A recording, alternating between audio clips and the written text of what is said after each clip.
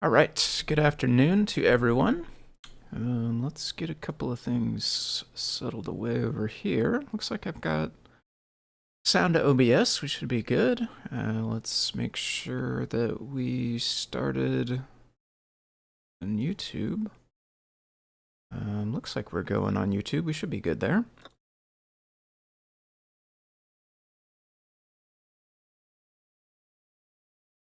Let's preview anymore. Let me keep this one somewhere where I can see it though.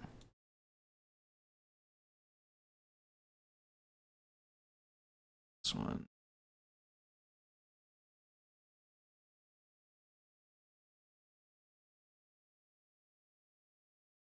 All right.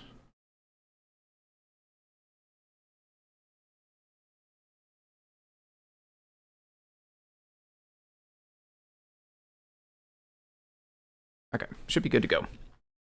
Let's see here. Yeah.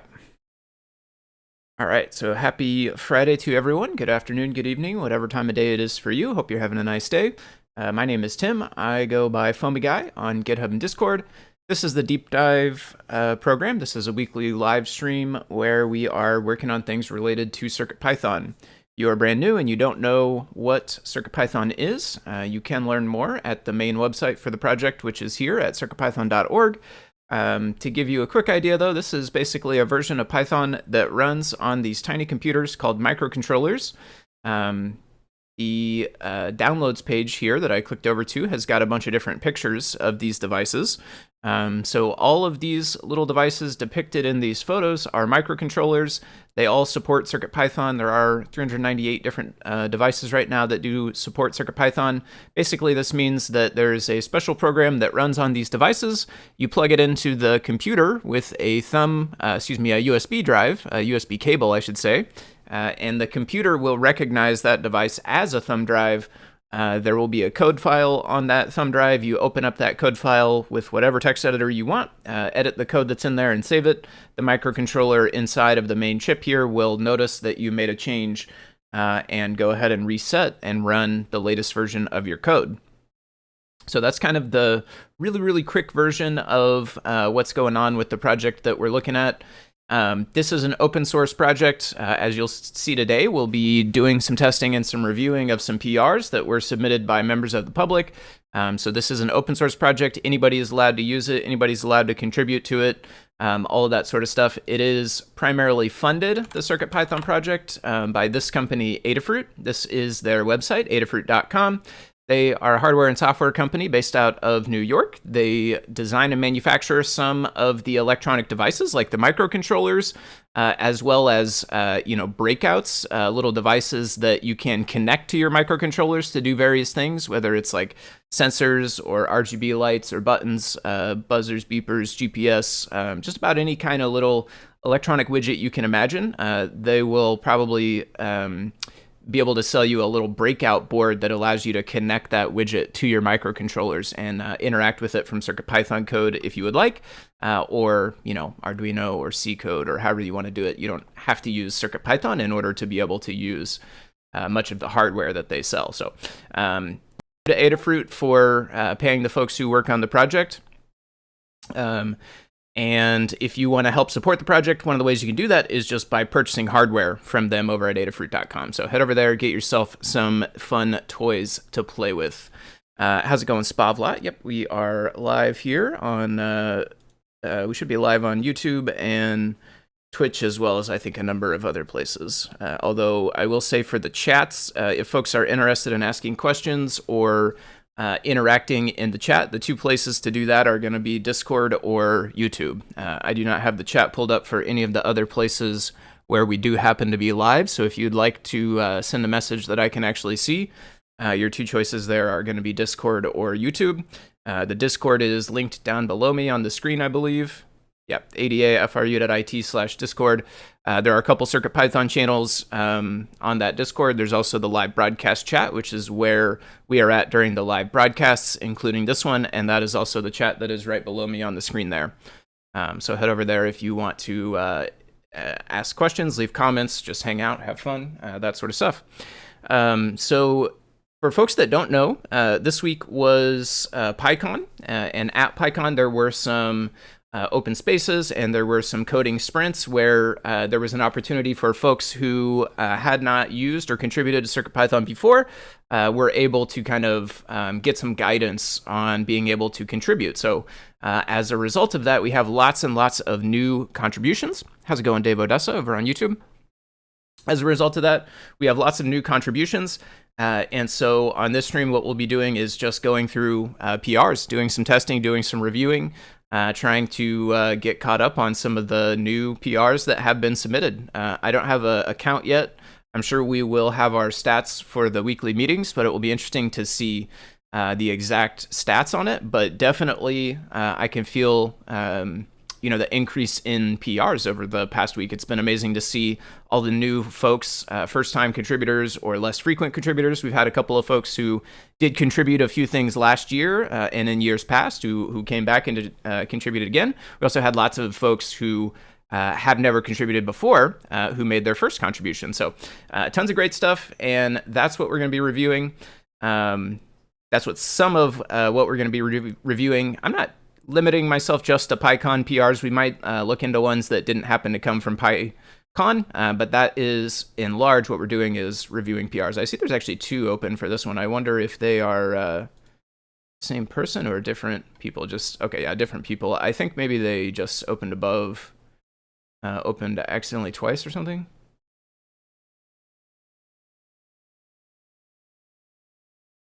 Yeah, I think they just opened accidentally twice, 11 and 12. So at some point, we'll figure out which one is the quote-unquote good one, and we'll close the other one.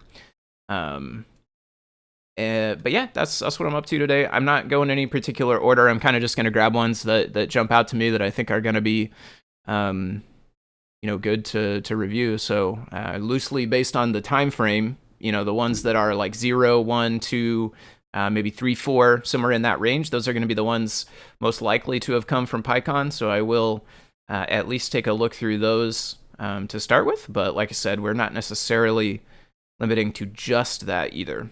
So first, I'm just going to take a kind of a skim through and try to get a rough sense for like how many we're looking at. I feel like I'm seeing about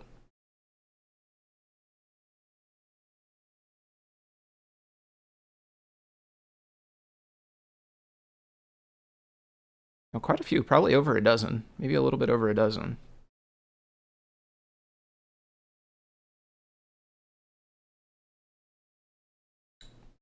Some of these I think are handled. Like this one is already merged now. So these stats are out of date by I think 1 or 2 days, depending on, I don't know exactly when Adabot fetches the new ones, and then I don't know if it I don't know how recently it fetches data for. But within a day or two, these will update with the ones that have been handled. At this point, though, some of the ones will just end up skipping. Mini MQTT settings.toml updated.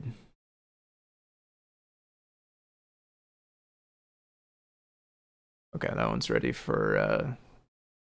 I mean, it's not ready yet, but Prince has to tag him when it's ready. MIDI. Definitely take a look at this one. So that's type hints for MIDI. All right, so we've got our try catch with our typing. How's this different from MicroPython? Good question. There is in the docs a better answer than I could give you for that particular question, because as you can imagine, we get it a lot. CircuitPython is a fork of MicroPython. Differences from MicroPython. This will tell you kind of a most succinct list of high-level differences. The main one in my mind is the way that CircuitPython shows up like a USB drive, in particular the way you can edit the code and save it and it will automatically run. But I believe there are other differences as well, in particular things like the API for doing SPI and I2C and stuff like that I think is different as well. Yeah, for sure. So yeah, we have our try-catch block here for the typing, which is good. We do this on the microcontrollers or I should say we do this inside the library so that when this code runs on the microcontroller, this import, I should say, will fail. It will catch the exception, it will just pass and go on.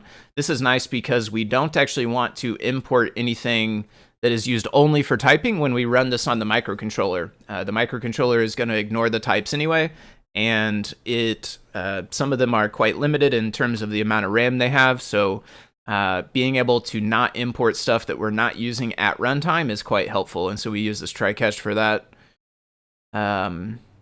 Optional any, I suspect we could probably come up with something more specific than any for these, right?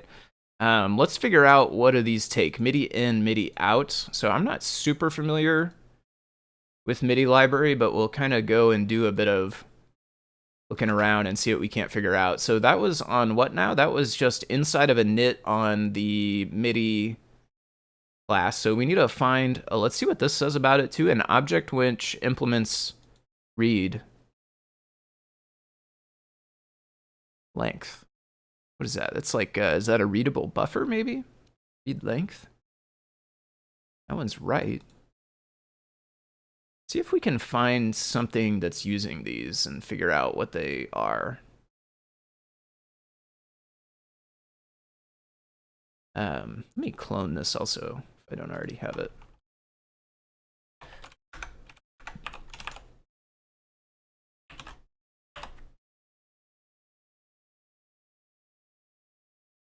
Okay, it's very of the file system.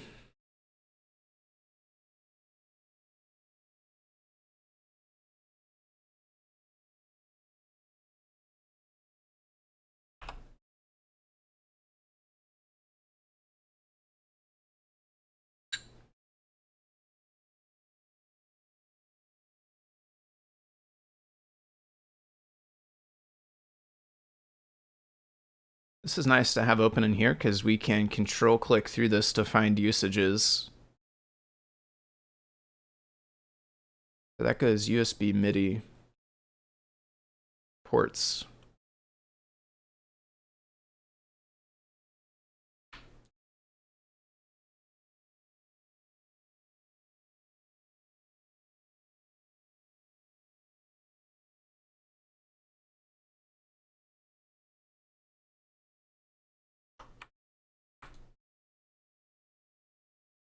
It looks like it's gonna always be the ports, huh?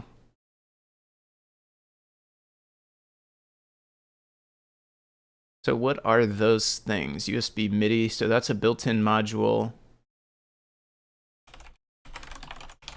What does that module have on it?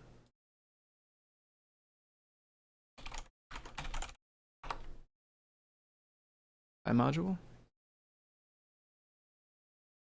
Ports is a tuple of port in and port out. So port in and port out then is should be what we are gonna want, I think, right? Because that says we are passing it USB MIDI dot ports and then 0 as in to say the index within the tuple. So we have a tuple of ports. We grabbed one port from it and passed it into that argument, and that port type was this port in here, which comes from USB MIDI dot port in.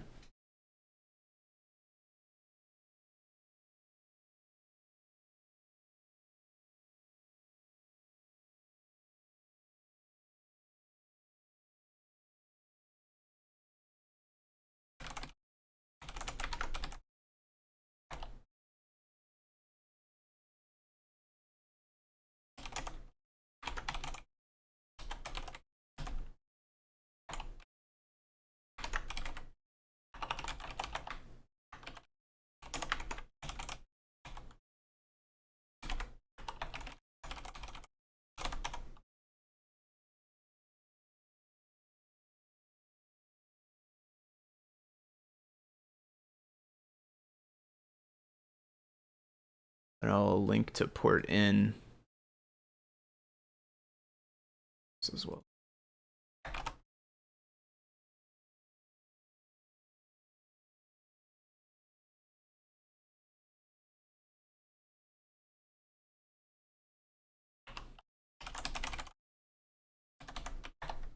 Recently got tripped up on bytes, hexes, and ints, so I have an ear up for this one. Yeah, in a lot of cases, it can be any of the above, and I will definitely freely admit I definitely don't necessarily have. I don't feel that I have the best grasp on when it makes sense to type which ones all the time. So lots of times, though, they kind of can be represented in a bunch of different ways. Like we tend to do hex numbers, which are ints, but then there's also like byte representations sometimes, and so it's like it can be tricky for sure. And I do not claim to be 100% perfect by any means. So we've got in channel is going to be an optional union of int, tuple and int. What is in channel? That's on the that's also on init. What is that? Go to. It's after the star though, which is interesting. So does that mean it's like a parent thing or no? Because we don't extend. It's kind of weird, huh? Why are these after star?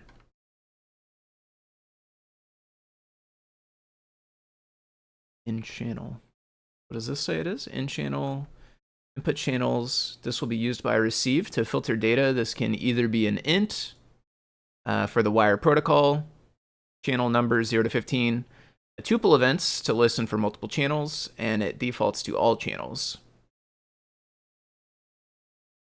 I wonder what the value is for all channels though, right? Is it just a tuple that contains all of them? I guess that might be what it is. How's it going, Johnny? Nice to see you this evening. Evening my time. Input channels. So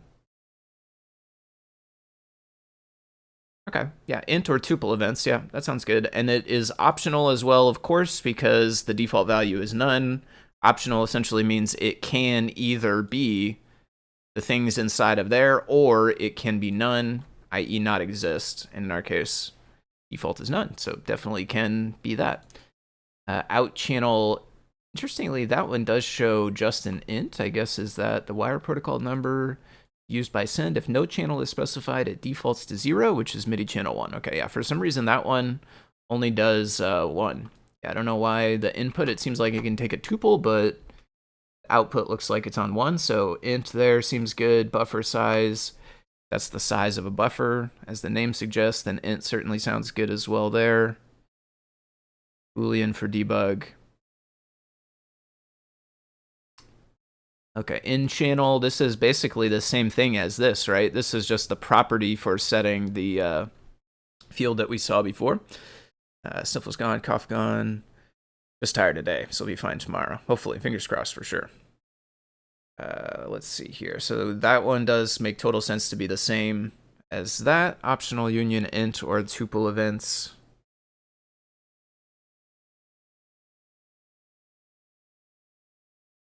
In channel, this is the setter, so same thing here, right? This is the return of that thing. This is the argument for setting the new one. All of these types should be the same as whatever it was in the constructor, and they are, so we're looking good there. Returns none because it's a setter. Out channel int, which matched the int we had before. This looks like just a little format change on the quotes there. Maybe black or something probably did that. Assert channel, this one's a little interesting. Not none, out channel. Yeah, I guess maybe you're not allowed to do none.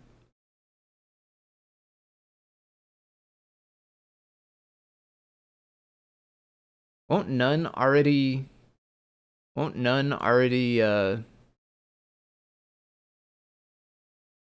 this already pick up on none? I don't know if we need an extra assert. Let's see what that does.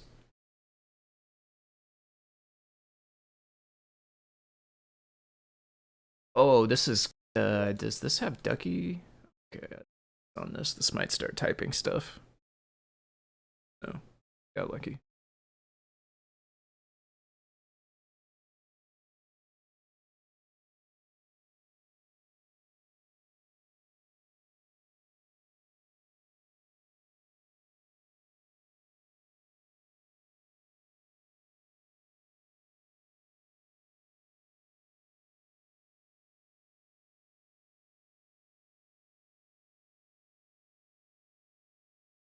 Okay, I don't have anything in here. So if it was I don't think the name doesn't matter, but channel equals none.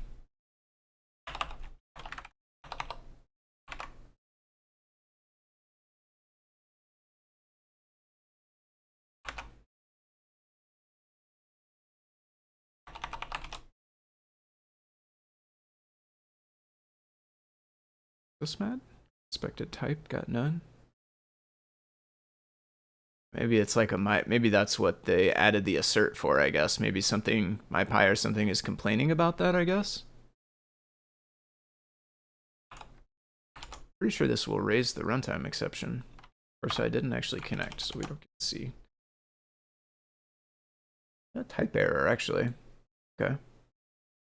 It raises an exception, but it actually raises an exception trying to do the comparison, not as a result of the comparison.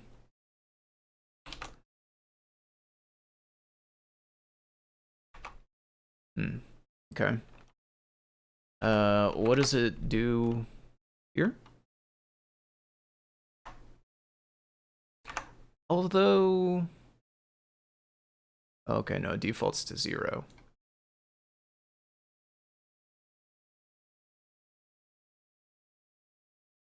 So we'll just say assertion error line 3.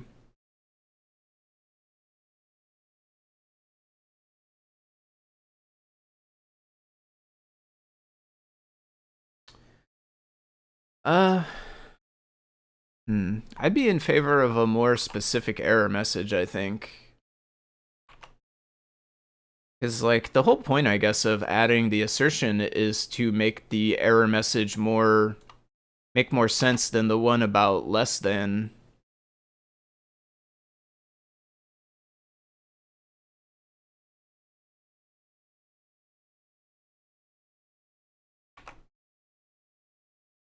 Could we use, like, is instance? Is it going to be mad at is instance also? Does that work for none? Or, like,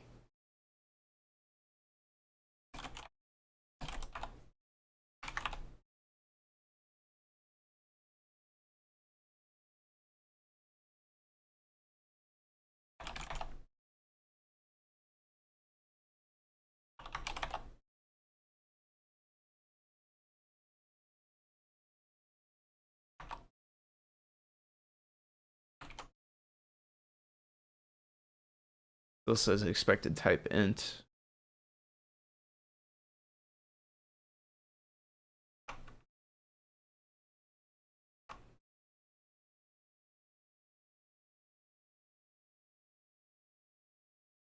Arguably, honestly, this should say, like,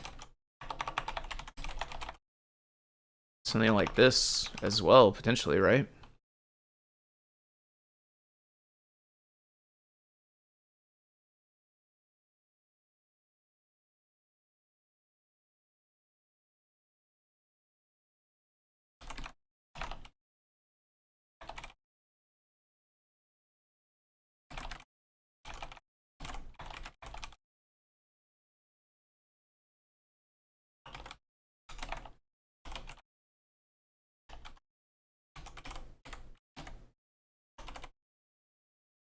Healing errors? Yeah. I don't spell very good.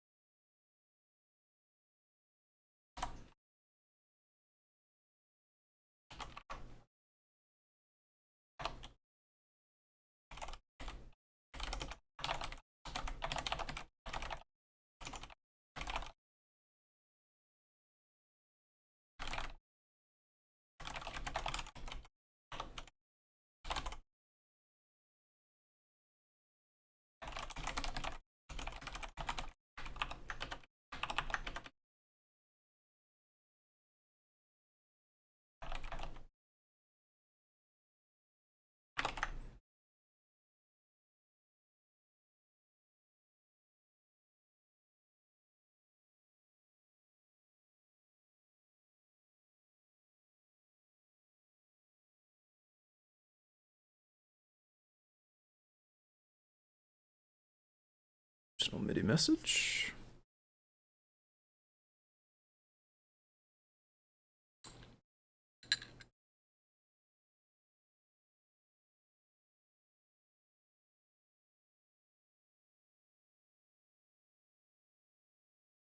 I'm a little curious about the new assert, though. Are there cases where this is going to raise an error that used to work?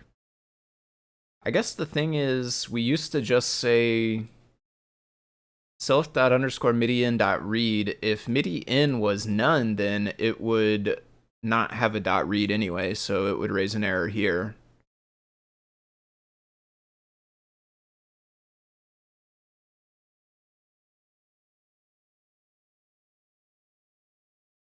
Okay.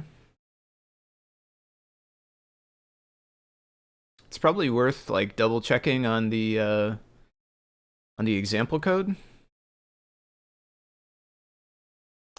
The message is a MIDI message object, optional int, turns none. Packet is bytes on this one, and num is int, turns none. Get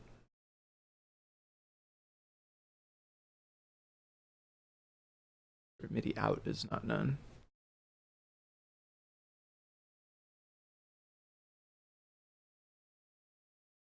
Yeah, I think it will be worth checking the examples to make sure that, like maybe if you're using only one or the other, that it still works for you. You wouldn't want to have it to be where, like, if you have, so if that's like asserting none on both, like, maybe it makes it so you can't use one or the other. I mean, I don't think so, because I assume you just wouldn't call send if you're not using out or whatever, right? But we'll want to double check, I think. Channel spec is a union of int or a tuple int. Okay, channel. Does not have doc strings too much, really. Returns a bool utility function to return true if. There's two F's there, which could typo. We could remove one. It's not really related to the PR. Return true if the given channel matches the channel spec.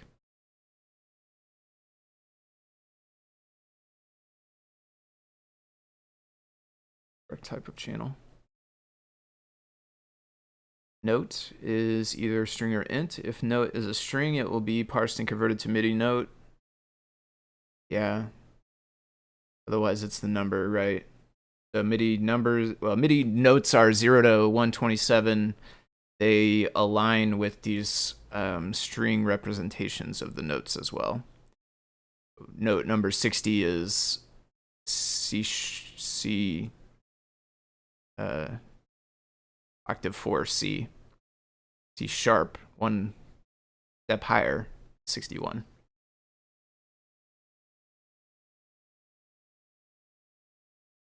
If can mean if and only if. Is that true? Is that a word? Never heard that before.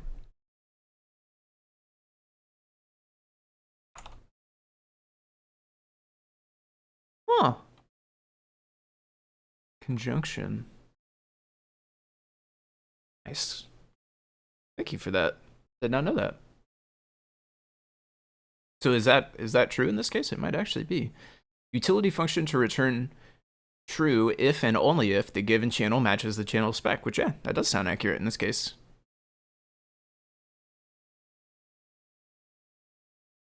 Because it's checking type as well as the actual equality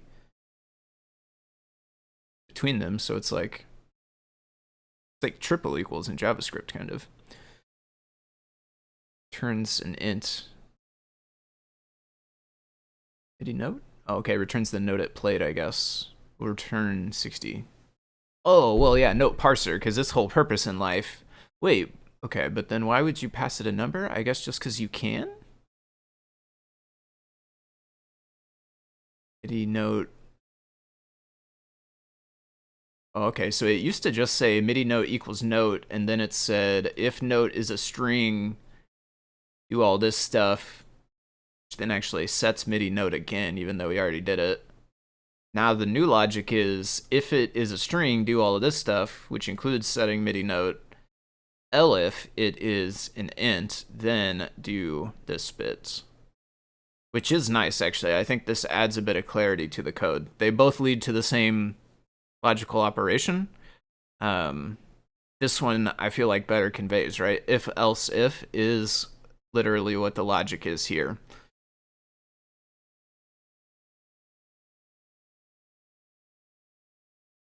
That's nice. They did a couple of these ones on the variables. So this is not like a function argument or a return, it's just a variable, like a constant, basically. How they decided the ones they did it on. It's interesting that they did optional int on status, but didn't touch status mask. And then same thing on length, but not like any of these ones. And my assumption is they ran MyPy and it complained about those lines, but I'm curious. I wonder why, if that's actually the case. Raise value error or OOR. I don't know what the OOR is, but that's all right. Out of range, there you go. Okay, fair enough. That returns none. Class. Oh, okay, this used to just be a plain list. Now it is a list and we get to know the types inside of it. It's quite complex, but it's like a tuple of optional bytes, then optional ints. So that's in the first tuple, and then, well, that's in the first item within the outer tuple, and then the next one is a MIDI message.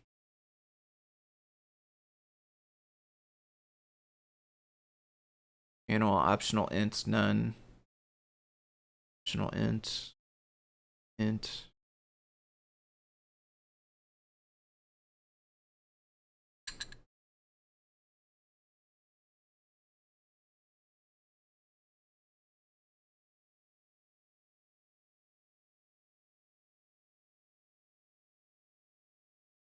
It's another place where there's a new assert.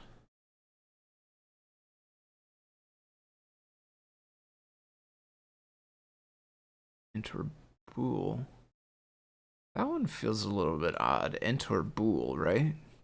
Buff? Usually buff is like buffer. Internal search EOM status. Is in what? MIDI message?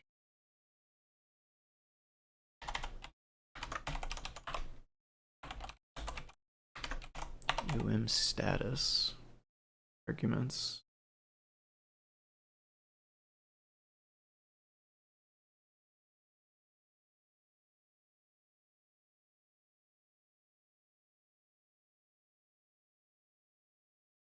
Whatever, yeah, I mean, the code in here seems to think buff is square bracket accessible, like sliceable or whatever. So I'm assuming it thinks that it's bytes.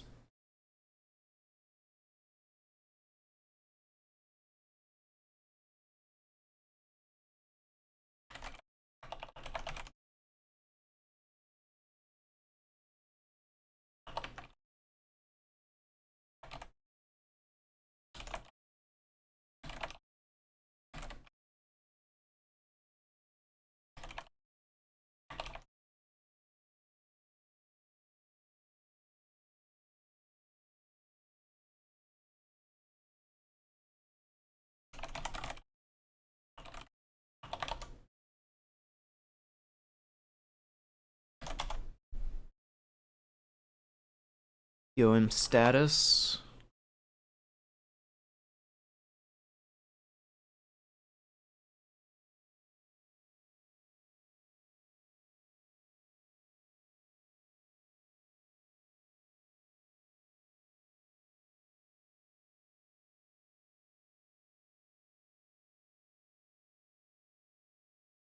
Match message status. Did we already do that one?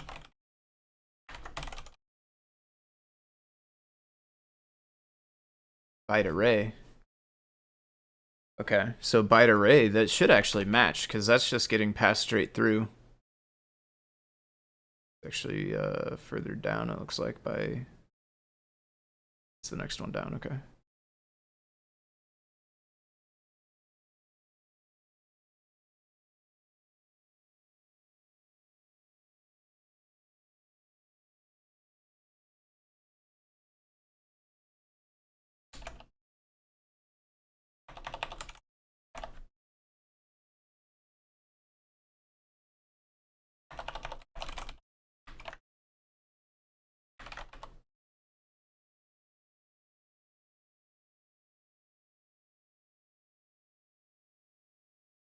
BOM status was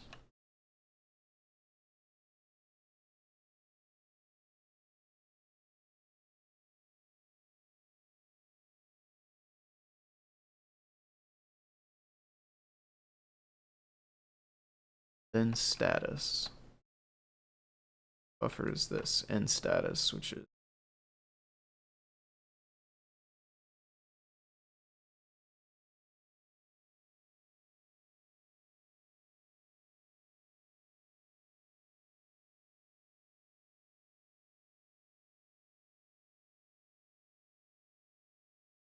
class.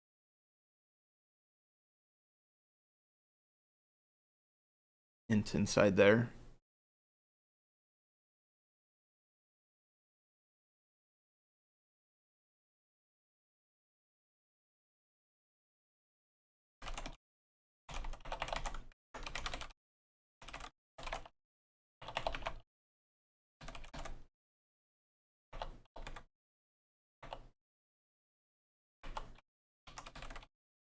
No, not union, optional.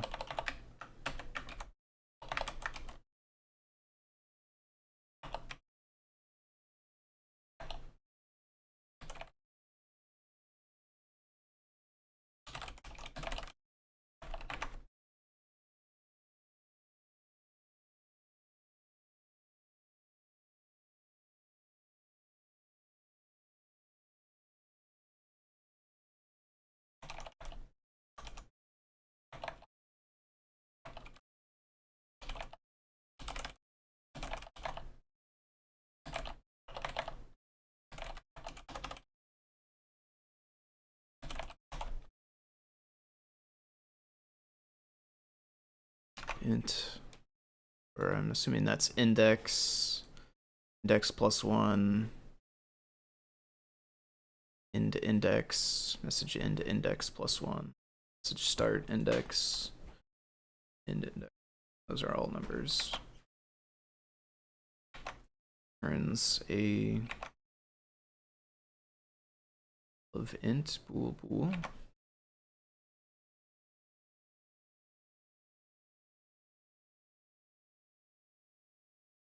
Be boolean bool.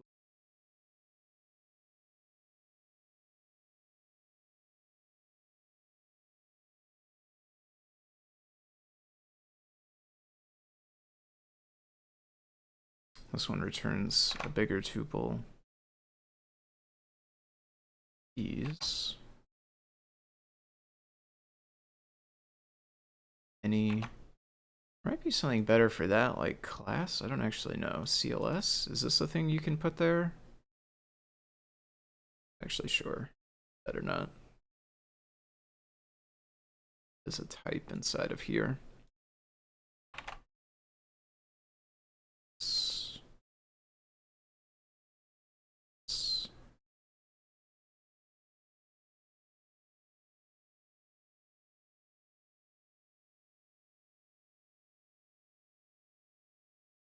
Or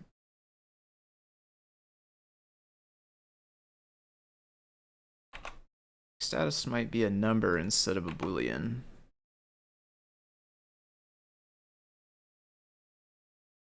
One message.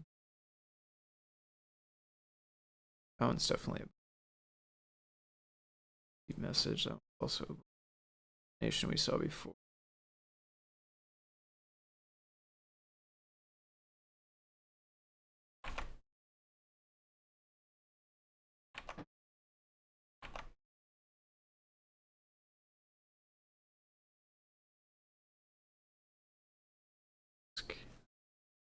You do this with true? I feel like status would be a number because buffer is a byte array. And when you access the thing out of it like this, well, let's see. What do you get?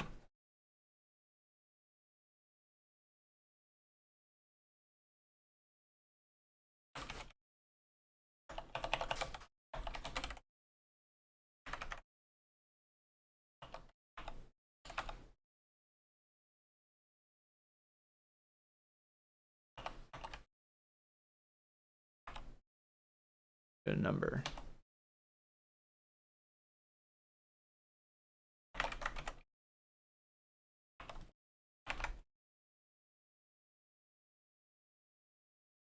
That's what we should get there.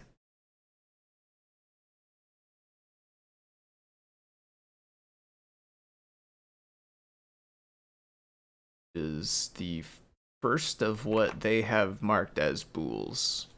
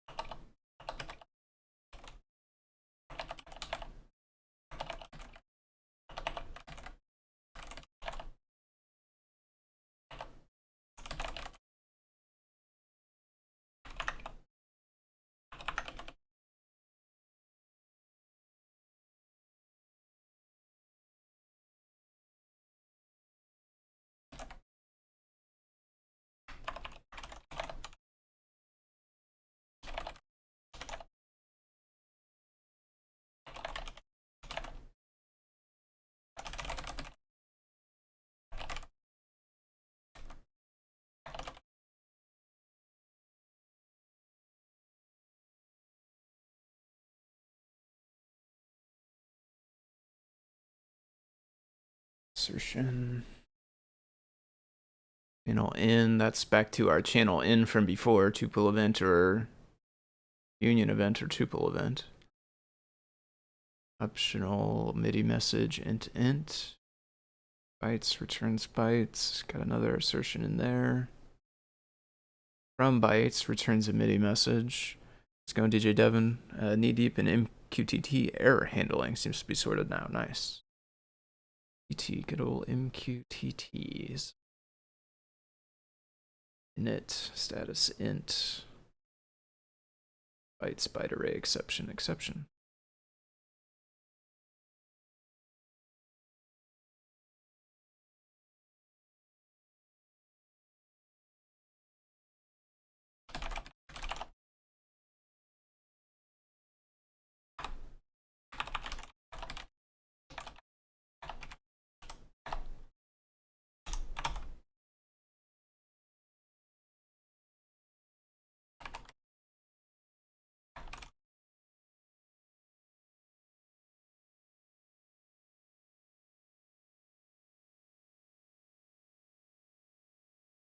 All right, on to the next. Takes a little while to go through them sometimes. Depends on how, like some of these are, you know, multiple files, lots of different functions like that one. Others of them are a bit smaller. If there's only one file, and if there's not that much code, sometimes they go a bit quicker, but it just depends. Different libraries, you know, X initialized with send and receive, but was manipulated using integer keys. I simplified this to improve my Pi reporting about those initial entries. Type int, same as annotations. They are, yes. Yep. And we're just reviewing the PRs from them.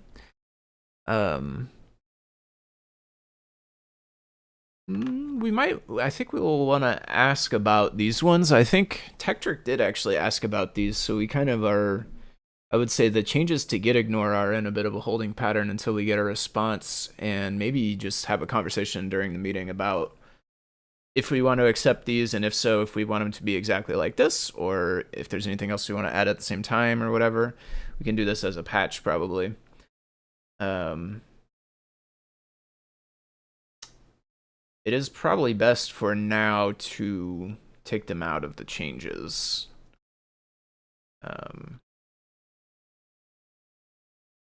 So what we'll do is we'll go through the rest of the review here, and if the only thing we want to change is this, then I'll probably just make a commit that reverts that. But if there is other stuff that we want to change also, then we'll leave comments, and one of the ones I'll leave is to undo that for now.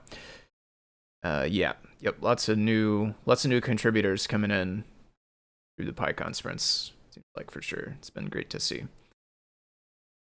Okay, so this reminds me, I was wrong about this one on one of them. That's one of the things, I forget which one that is. We'll need to find that so I can go back and fix it. I actually misled somebody about this on one of them. I was thinking this needed to be inside of here, but that's not actually the case.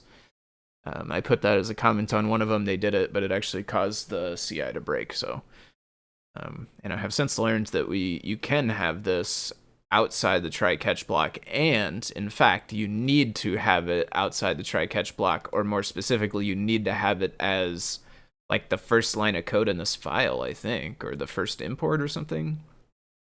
Otherwise, something else complains. So that's one thing to fix on one of these. Doesn't look like this one though. Typing, so we do have our try-catch is good there. Start time, float, returns float, monotonic. Is that a float? Yeah, I guess so, right?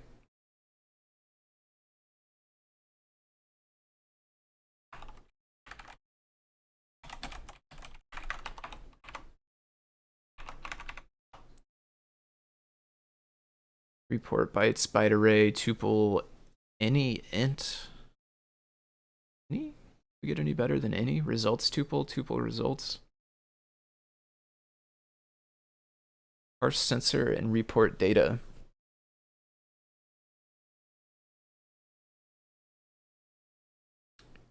Why is it that everyone says try catch, but it's actually try accept? I cannot answer for everyone. I can answer for myself, and the reason why is because the concepts are the same concepts in Java, and they're called try catch. For me, that's why I use the term catch instead of accept. I will say catch feels easier to say. Is it less syllables than accept? Catch, accept? I don't really know if it is or not, but it feels easier to say.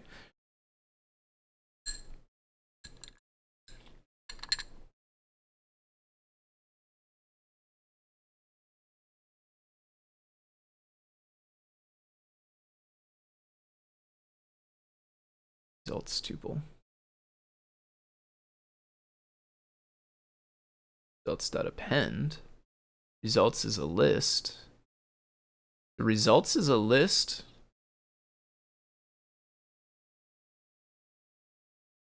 Gets some things appended to it, and then it gets turned into a tuple. So results tuple should always be a tuple instead of any, if I'm understanding right. We should get back a tuple that contains another tuple in the 0 index, and then accuracy, which I'm assuming is probably an int.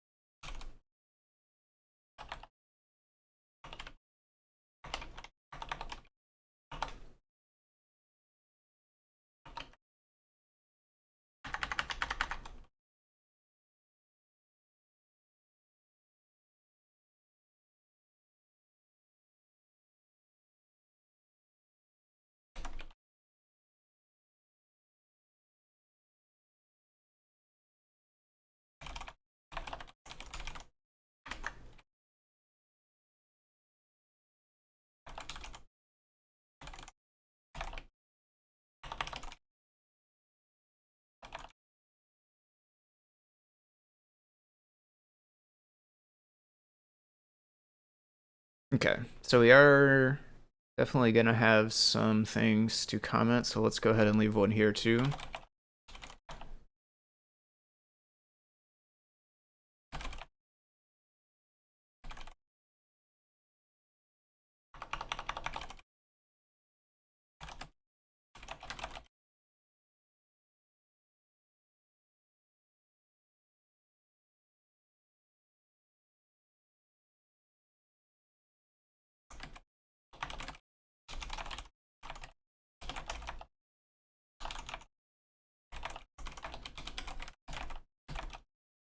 Yeah, throw an error.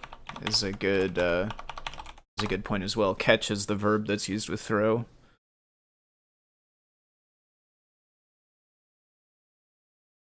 Makes sense. I think I first ran across it with Minecraft plugin coding.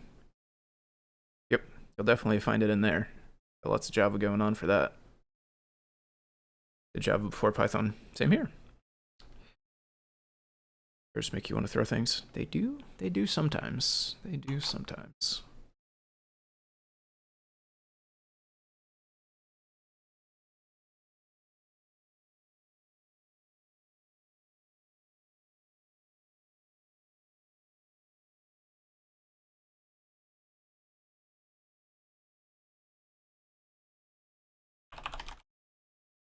I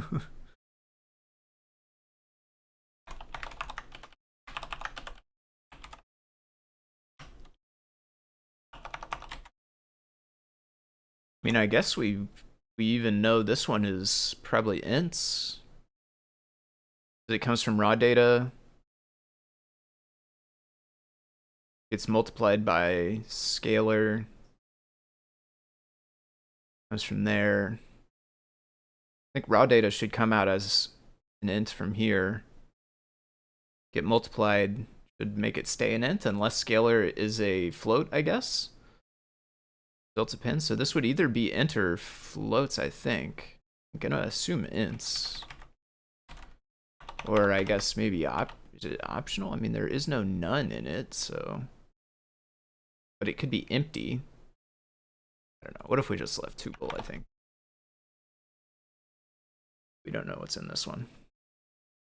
Or if anything, I guess the any could be inside of there, I suppose, but it's best to not do any's if we can. If we can get anything more specific than any, I feel like it's probably best. Report bytes, byte array returns int, unpack. Yep, puts the int out. Okay, byte array. String, this one returns. Looks like that returns a list to me. Oh gosh, where did we go? There it is. Oh, okay. Wait, what? Oh, okay, I see. It's a list. So it's declaring a list, and then it's accessing a certain element index. Strange. Weird. I don't know how garbage collection works or whatever. I feel like it would be better to keep this as a list, right? Like if we kept this as a list somewhere in a variable, because this is going to make a new one every time, isn't it?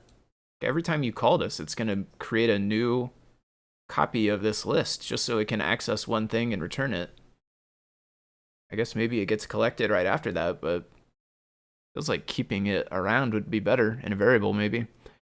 Byte array, string, it's unrelated to the types though, so turn a string. Yeah, and I guess it would be a string because all these things are strings if this is a number that we're accessing the index of, so byte array, tuple any,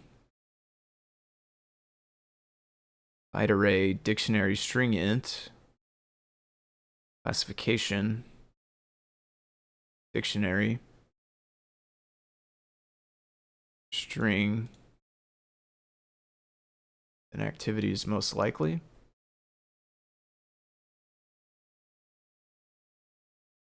Like string to me. It'll be classification is a dictionary. We're adding the key called most likely, and we're setting it to the value that we get out of activities with this number. Activities is this list with these strings. Therefore, like most likely would be a number. We'd be accessing one of these strings. Therefore, the dictionary would be having strings for keys and also strings for values to be one of these.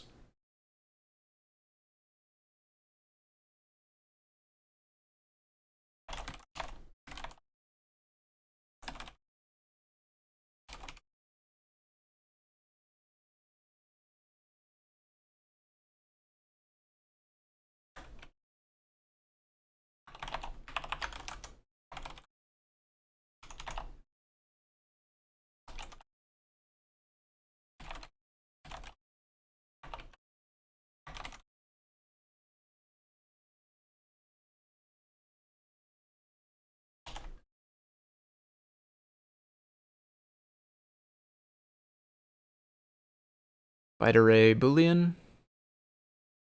Okay, logical expression there. Byte array tuple of ints.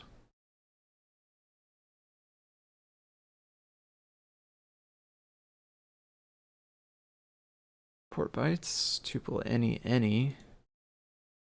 Whoa. Does that scroll you around so far? I don't even know where were we now? We're like, there we go, okay. Like that scrolls you really far. Port body response values. I don't know exactly what those unpack as. I'm not super familiar with unpack format syntax. Command int buffer byte array. Next sequence number int command params optional list events. See, like I clicked one thing. We're nowhere near. We're like way back up here now. We're nowhere near where we just were. We already passed this. Yeah, here it's highlighted still even. Like I clicked this thing and then we scrolled way up there. What's up with that, GitHub?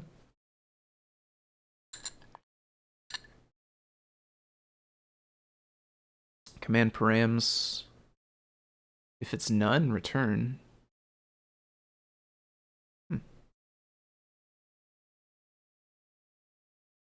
Okay. Checking the length of it, so list seems good. Looks like both times only scrolled you down at the end of the section you were working on. It scrolled me up, I feel like, but I'm not positive. Port ID int returns int. Packet.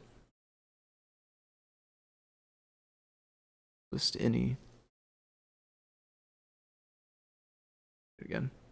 Yeah, we're definitely up. We're definitely north of where we just were.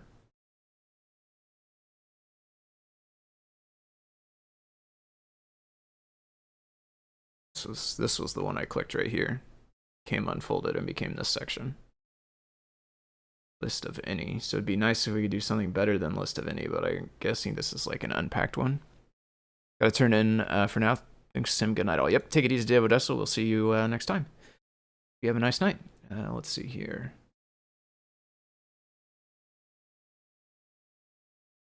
Slices. Packet data next. Bytes. Data. Just any. What is packet type?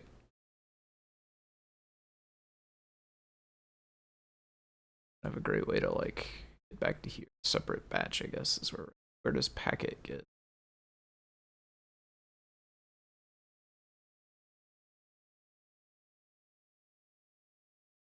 Packet defined in this file, maybe? I mean, it scrolled me down. Like, there's just no seemingly rhyme or reason for where it scrolls you to. I guess packet must be declared inside of this thing somewhere. Let's get this one cloned also. 8, whatever. Do we have this?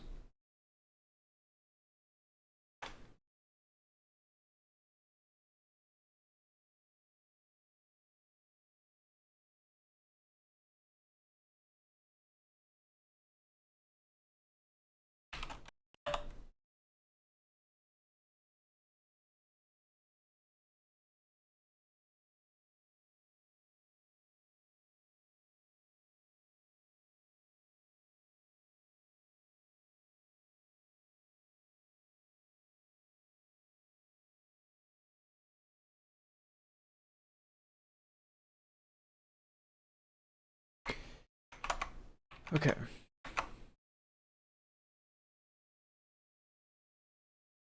We're looking at it's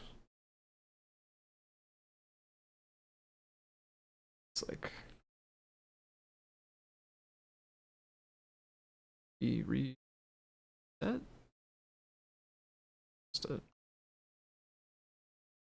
Where is there a report ID? There's class packet. Okay, so there it is. Okay.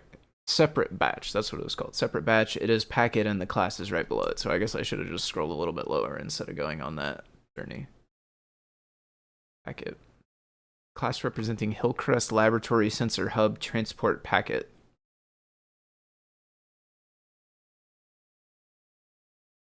I feel like it should have a different name than packet, personally, but all right. Byte array returns none. String returns string. Report ID returns a number, int, channel number. Header from buffer, byte array, packet header. We have a packet header class as well, which I assume will also be defined on below or perhaps inside of here. Optional dictionary for reset. That seems odd. Reset usually would be a pin. Maybe a digital in out if it's already been made into that. That packet? Why would packet have reset anyway though?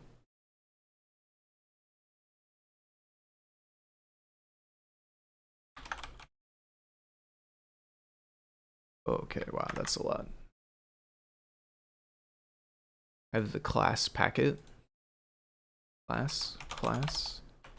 What?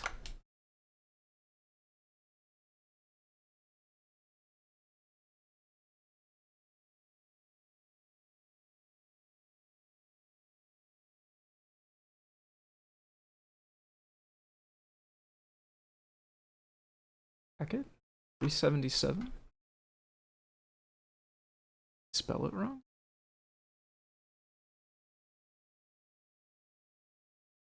Doesn't have this. Okay. Let's see. There's packet error.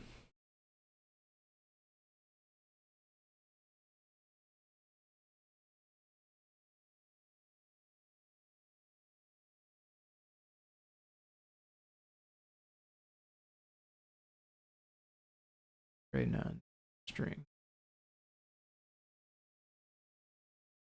This is no longer packet. Okay, yeah, this is not on packet. That's why this is weird. 495. What is this actually on? This is on BNO 8x reset. I like how we have exactly one thing the doc strings.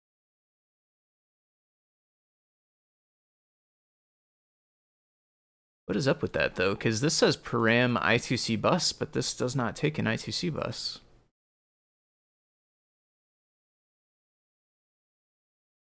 Am I missing something?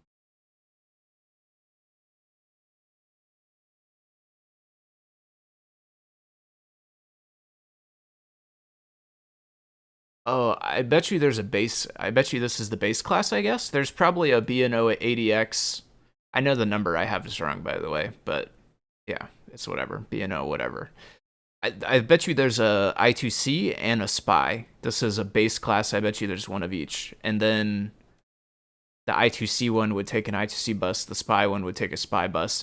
We should probably have these documented, though, here, I think, since they exist. I don't know. I'm pretty sure reset here, though, is not... I'm pretty sure reset's going to be a... not a dictionary. I think it's going to be either microcontroller pin or digital in out.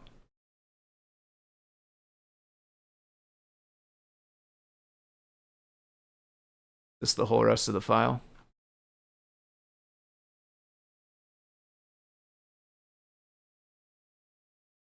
Yes. There, yeah, see, I2C here, it extends this one, which does have this, which makes total sense. And then SPY will do the same thing, right? There'll be BNO, whatever, SPY. This also extends it. This also will have its own parameter for SPY bus, as well as the other pins. This calls it reset pin, which makes me think microcontroller dot pin rather than digital in out. But we'll find out.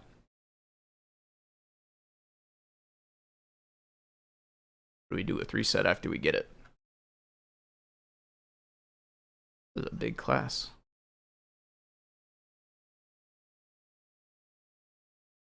Just sets to here. Yep.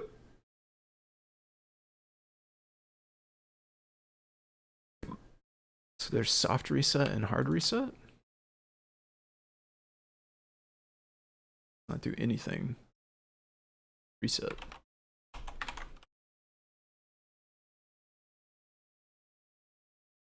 Hardware reset. If not, self-doubt reset, then return. Otherwise, import digital I/O.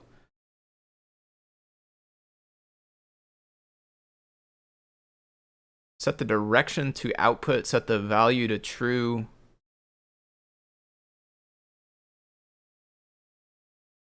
What? I don't think you need this. Isn't new, is it? Hard reset, 1047. This is way down here. No. Let me change there as that. So this is aside from the current PR. I'm pretty sure this doesn't need to be here though. This feels like somebody thought this would need to be imported because like, oh, okay, I get it. It's this. Okay. I get it, I guess. Yeah. Okay. Yeah. Yeah. Interesting. I feel like you should have to already have that set on your thing. Anyway, I don't even know if it's worth doing that here, but anyway, that doesn't matter. It might be better to do a more specific, like, from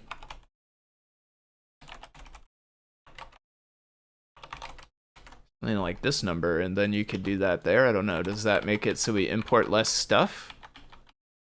Not actually sure if that equals less stuff in RAM. Anyway, though, this definitely is expecting reset to be a digital in out, right? Because it will not have a direction. It may not have a value. I mean, I guess a lot of things have a value, but it's definitely, this is expecting digital in out. So reset is here. It just got set from reset, which was passed in. So we're expecting reset to be digital in out, not microcontroller.pin. Because nothing ever initializes digital in out. We should be able to verify that in the examples as well.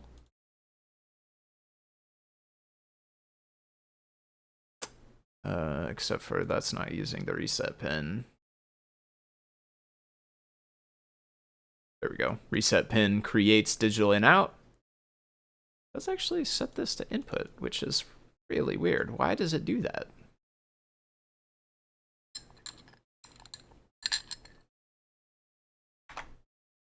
I don't know. That's weird. It's definitely digital in out though.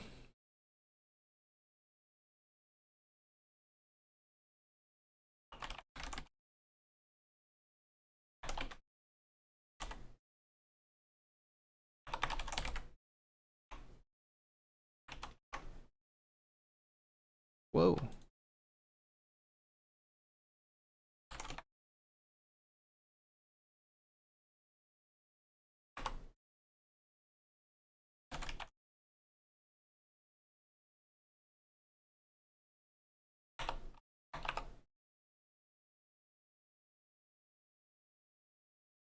Debug, true false sounds good.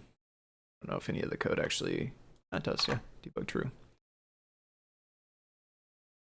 Debug bool. So this is more of where it's doing these on variables instead of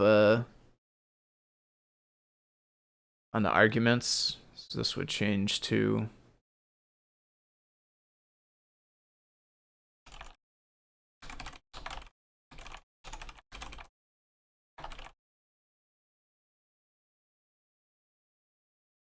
data buffer byte array list any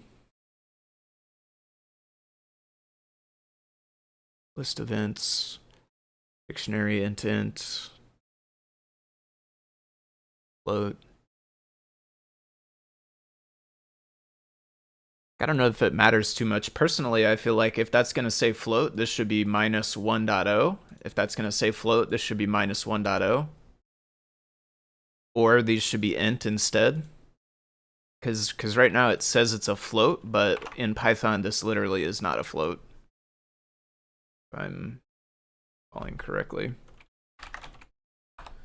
And so now we're like declaring it as a float, but setting the value to an int. So we already have a discrepancy. But it probably can be a float. So in this case, I think the better fix is probably the 0.0. But I don't know if that's like just my own. Is that like an actual best practice, or is that just my own, like, I guess, pet peeve or whatever? Is that just a thing I care about that doesn't actually matter? That part I'm not sure. To-ended sequence number.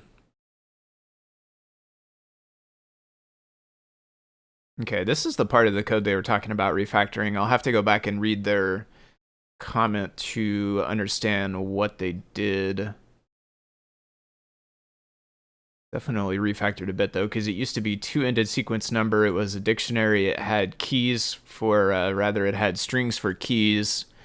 Then it had sub dictionaries for values. Now it's just dictionary int to int. It has nothing in it yet. Readings dictionary int to any. Huh. It's a little weird. Where did these go? Are these, I mean, they must have gone back up somewhere else. I don't know. Or maybe that's what they refactored, is getting rid of the need for those. I don't know.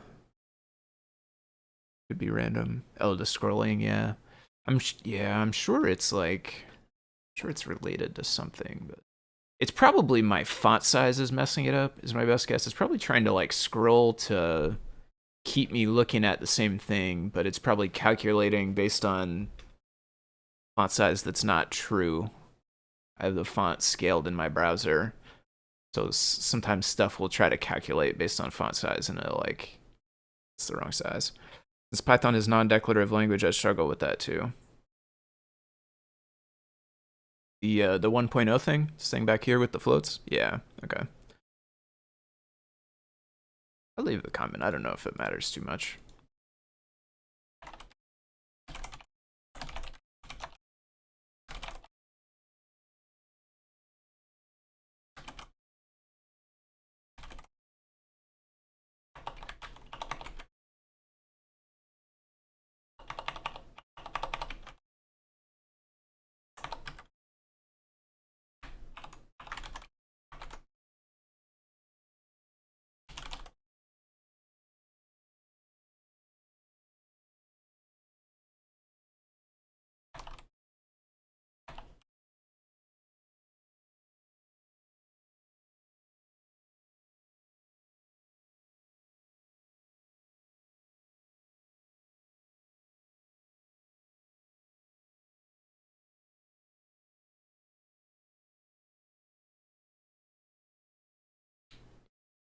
Any initialize, return none.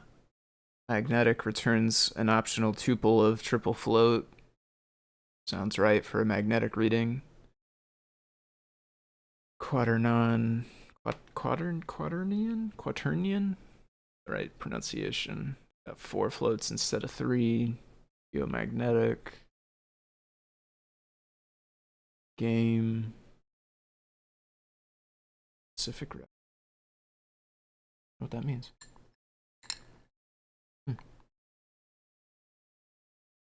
Steps, optional int. Tuple of triple floats, linear acceleration.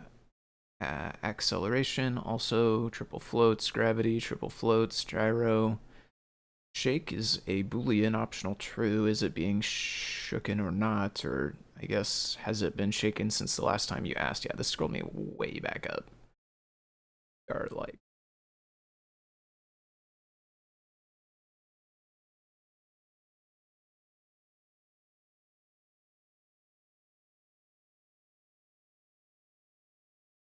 I gotta stop clicking those. That's brutal. I don't even know where I was at now.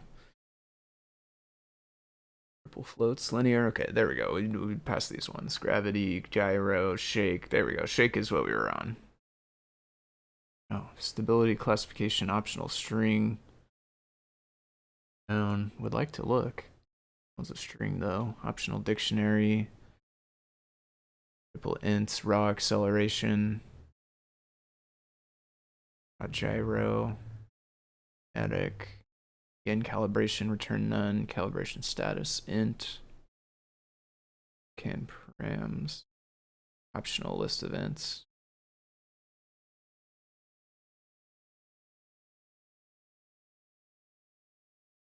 $757. It took me back up to 200 something.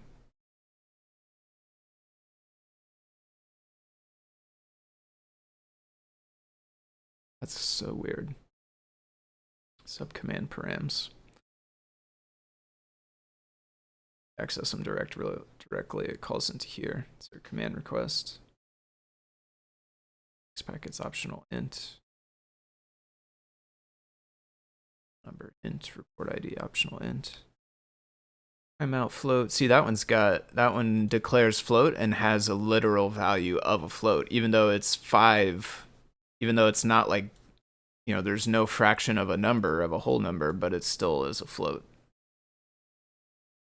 Packet. Might boil down to memory usage. 1.0 might take up more space. Could be. Yeah, well, yeah, no, I would assume it does. I would assume it probably does.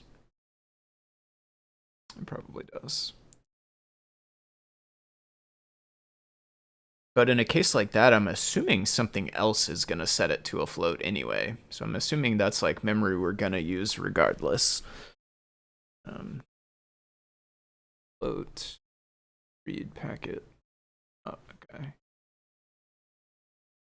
There's a new packet, returns none, packet, ID, byte array, return array. None. ID interval. I think we need any on that one. Probably it will be whatever this is, right? Default report interval is, I'm assuming, a an int, probably.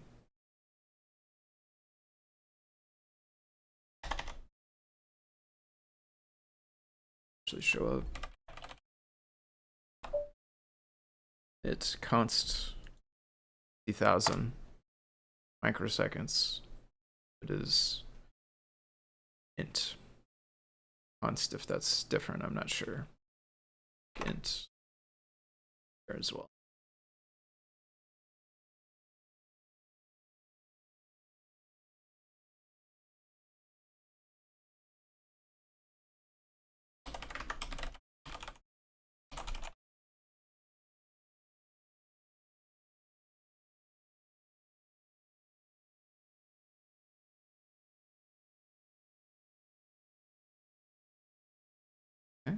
Specific config int returns the byte array.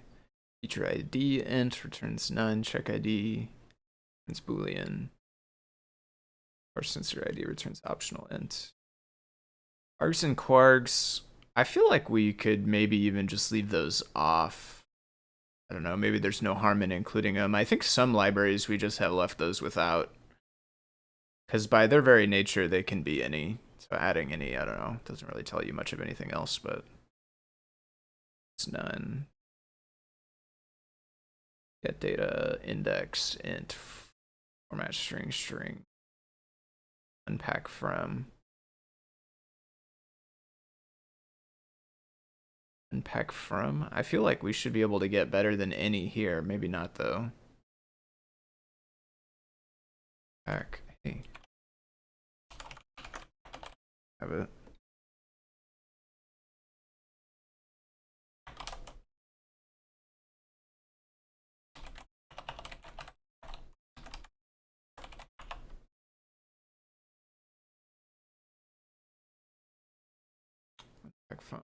Correct.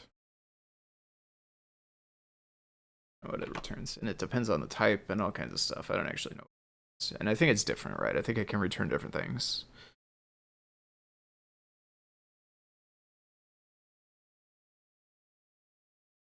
Especially in this case, because format string is dynamic, right? So format string we're just passing through here. So unpack from prints different types based on the format string. This is actually having a variable format string. So in this case, I guess any is true, I suppose. If this is not hard-coded, then this could be any type at least all the valid types that Unpack can make, which I assume are at least all of the basic types, maybe every possible type. I don't actually know. Data ready, return none. Hard reset, return none. Soft reset, return none. Channel int. Byte array for data, optional int is packet. Not implemented, so technically just returns none, I guess, but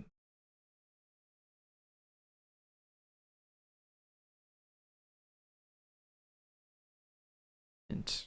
It's not int.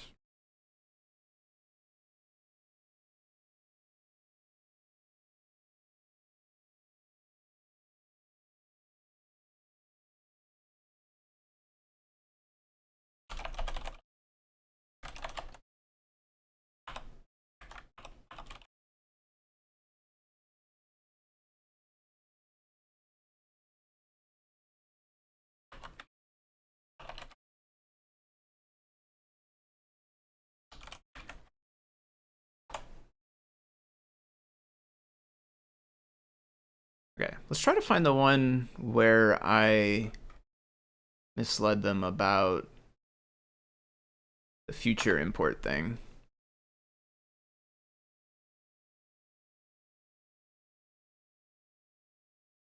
Here?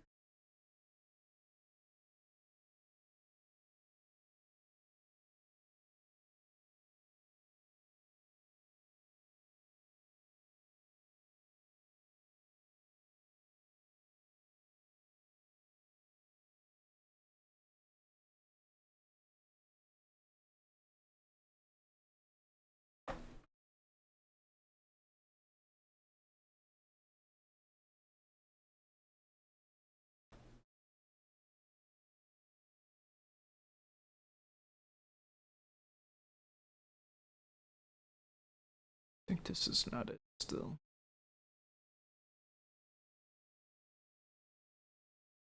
This one we need to look into some more too, but that's not the one I'm trying to think. Did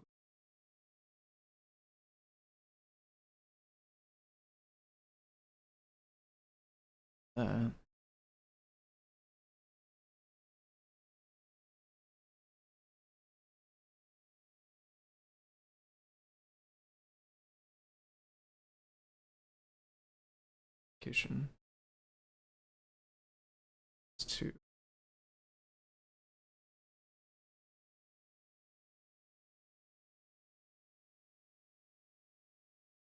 Product image.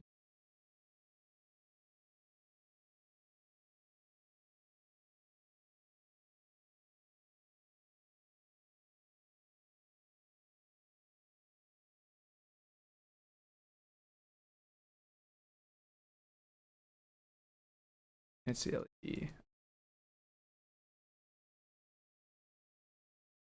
See, I think I said here, yeah, this import can be inside the try block, which was wrong. I was mistaken about this. And then they did move it down there, and now the actions fail because of it. LED. So we actually want to change that back.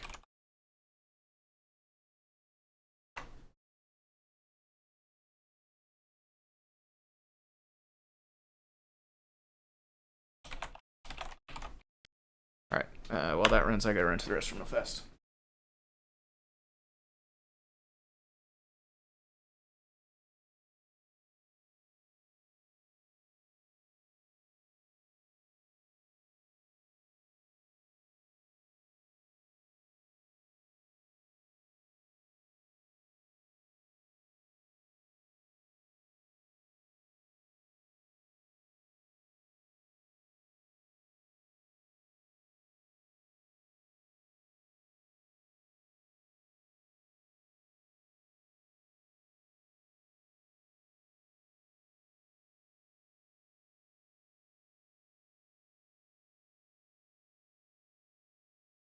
Okay.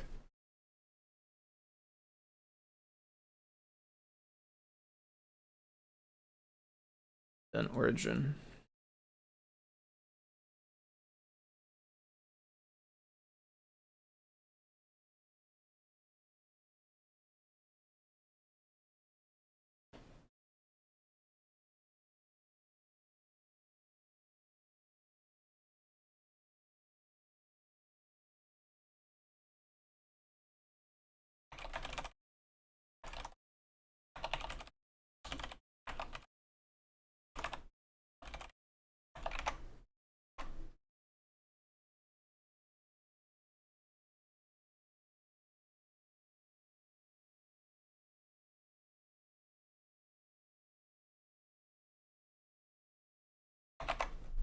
want to add the remote for this person.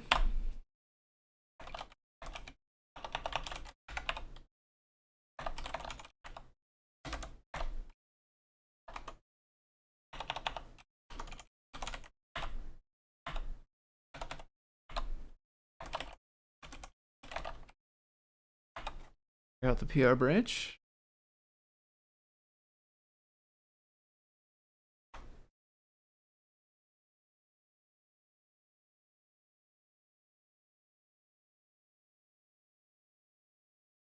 Inside a fancy LED.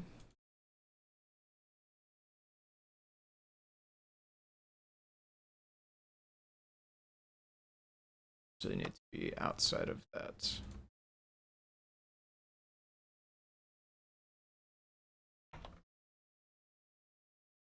Probably this was complaining about the same thing. Must be at the beginning of the file, yeah.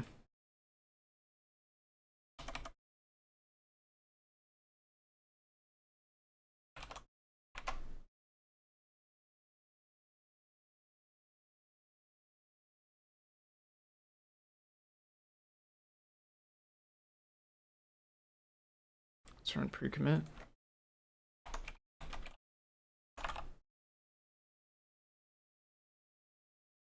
What?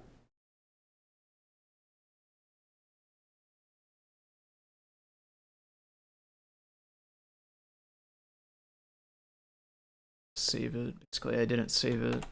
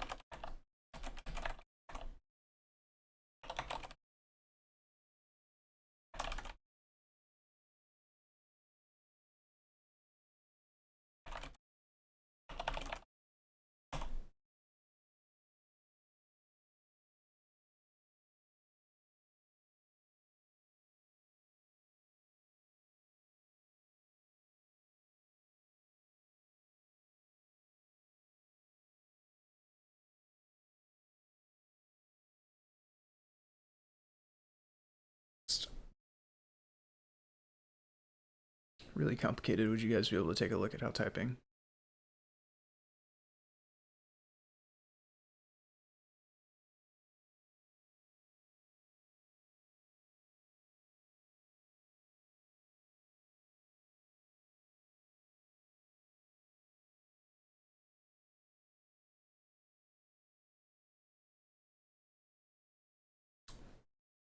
Probably will. We will elect to keep it with any in that kind of case. At some point, it may be able to be refactored to a state that makes it easier to type. But if it is currently in a state that's not really easy or possible to type very well, and I do think it's going to be better probably to have any than try to have some huge like arcane, you know, option union union option option union, this huge massive thing that just keeps stacking bigger and bigger. Even though it may technically be correct, it's like hurting more than it's helping at some point when it's just a wall of text of type because you're like, this is. I think that's kind of color on this one.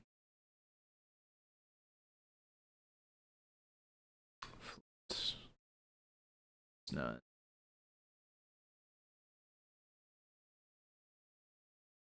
CHV.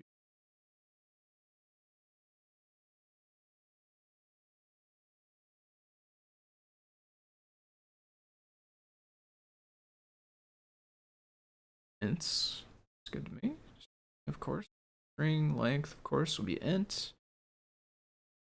The item takes an int, returning a float in this case.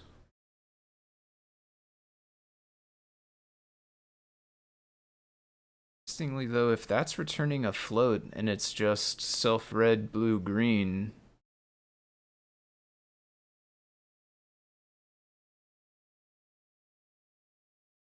then wouldn't these be floats?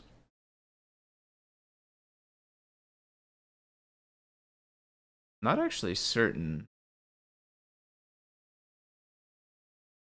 Red.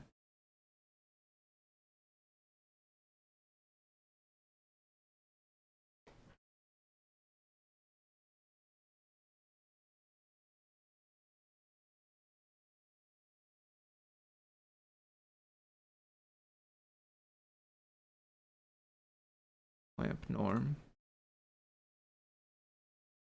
Normalized floats or integers.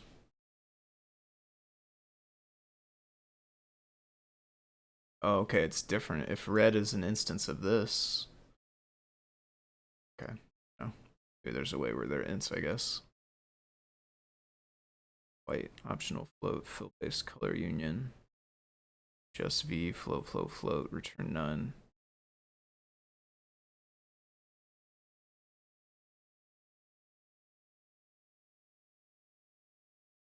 U, floats. Of triple floats, return string, int for length. All the same here. Optional float for white, fill-based color union. Lamp. Union, int float. Lower int float, upper int float. Turns. Okay, so that one's just like a max min thing. Okay. Normalize. Convert 8-bit 0 to 255 to normalized. So those will be floats. As they come out, it looks like. Lamp norm. I guess calls clamp and normal. Yeah. Denormalize. Back to the 0 to 255. Unpack. Color type CRGB. One union types of those two types. And for color 2, weight, float, blend between two colors.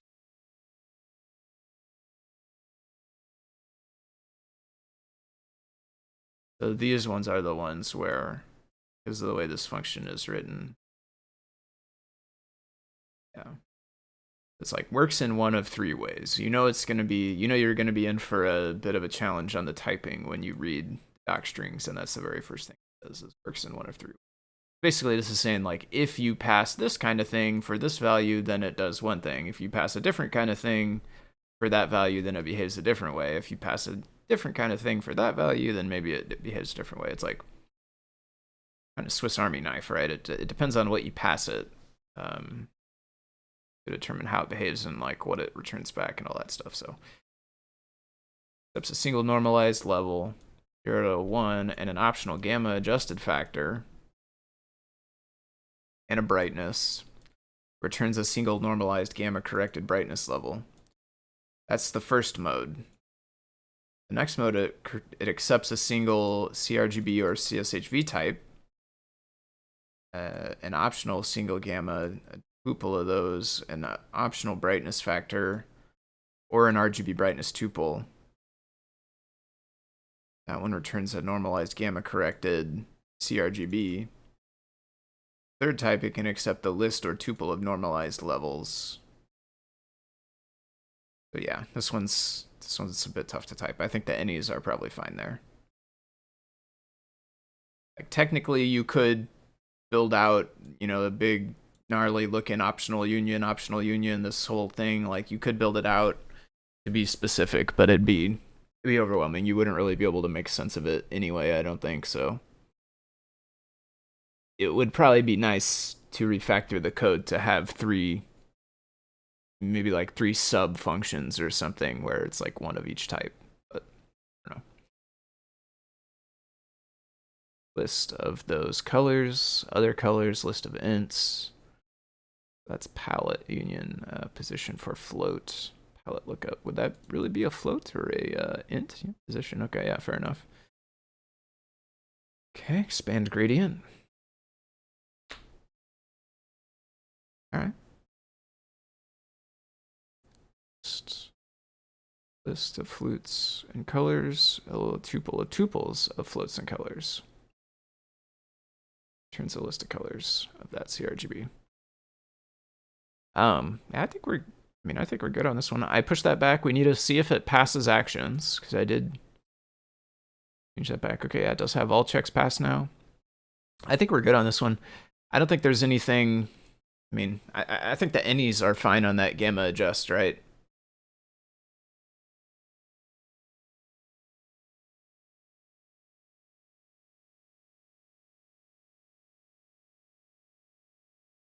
Ow.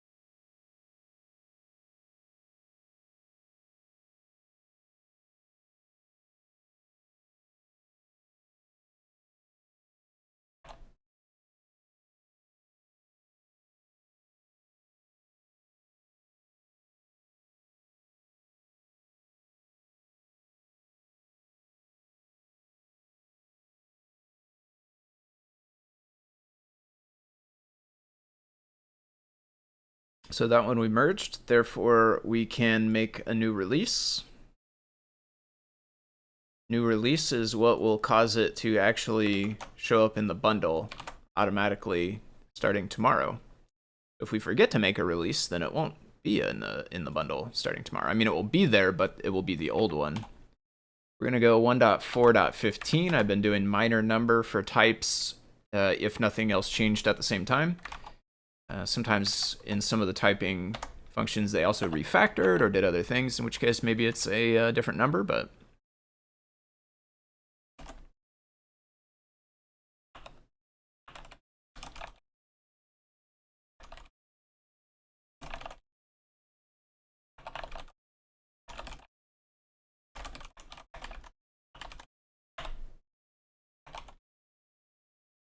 1.4.15. Definitely higher than 1.4.14. It's important, because if you put a number that's lower, GitHub gets all confused and does something weird. This did close the linked issue correctly. Some of them are not linked to the issue, and so you merge the PR and they don't automatically close the issue. This was not one of those, though. This one actually did automatically close.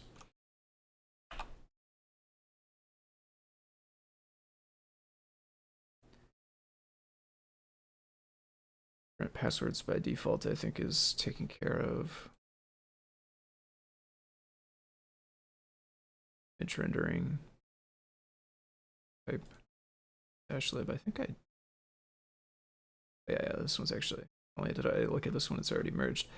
Did I release? Yeah, typing information. This one will fall off the list tomorrow or whenever it updates.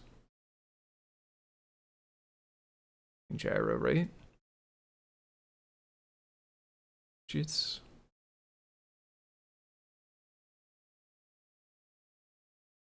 Got the wrong numbers in there. Interesting.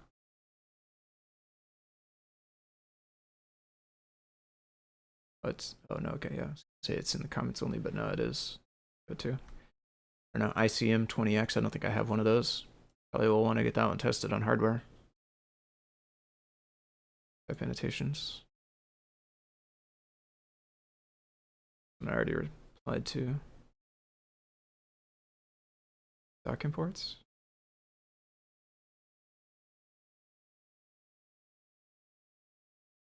Following merge and release, okay. So that's not. Basically, we just want to double check if all of these things got changed. I'm assuming they did with the rest of the commits there. Through here.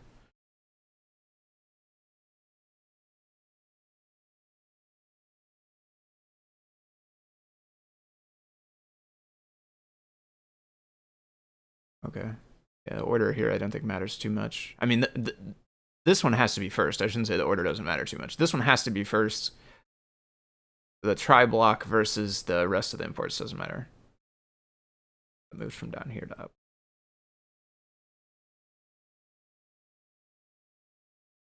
And data list of lists. Code bits list, named tuple.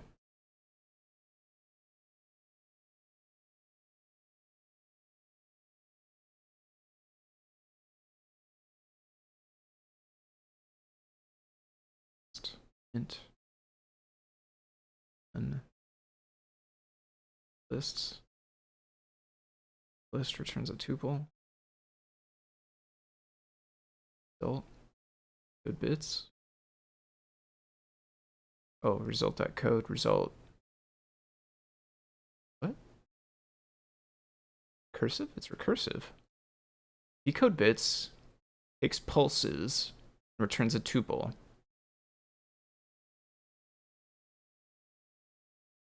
Perhaps the top level function. I don't know what that means. Result equals decode bits. It's calling, I mean, is it not calling itself? I don't know. Maybe not? Maybe because it doesn't have self dot? I don't know how that works, I guess. It looks like it's calling itself to me though, which is weird. Why would it call itself in there? It must be something different. Must be like, I don't know. Must be something different though, because that would just infinite loop, right? It would call itself infinitely, because it would go inside, and inside would call itself. That would start the next one, which would go inside, call itself, go inside, call itself, go inside, call itself. And there's no logic before this, so there's no like base case to stop the recursion. So it has to be a different function, I think. It has to be calling a different thing. That's weird though, because it has the same name, so I don't know. Self-use.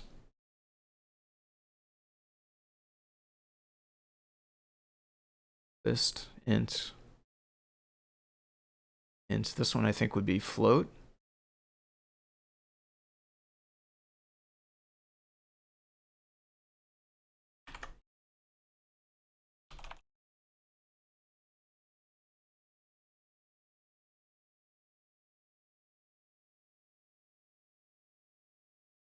Optional list, input pulses list, int pool. Seem like floats, right?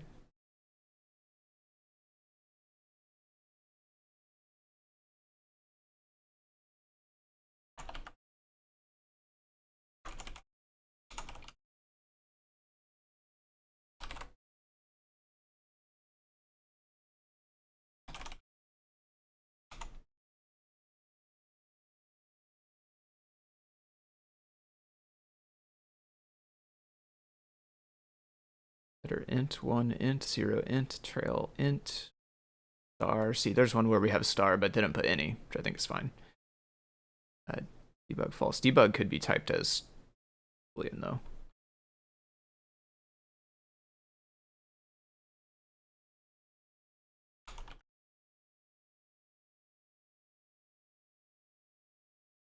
Out data byte array, repeat int, delay int, in bits. And if it's going to be none, then it should be optional int, I think.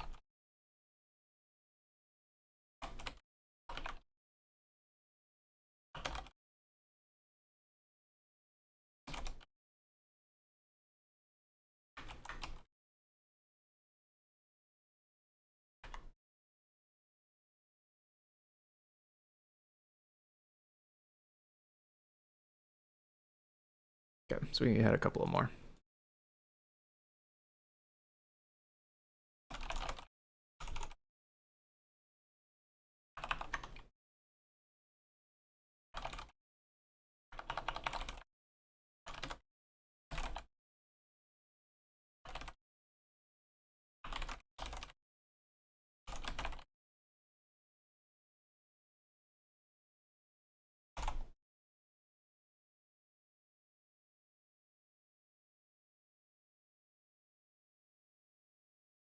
and then we'll go mark these ones as solved.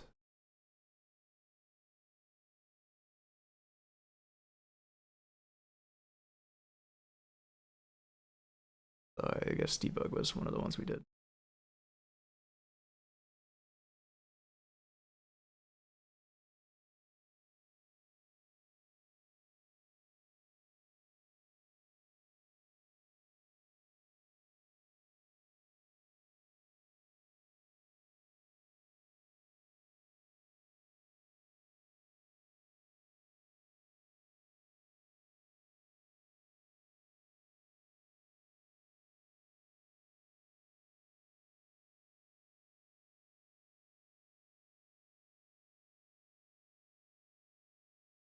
All right.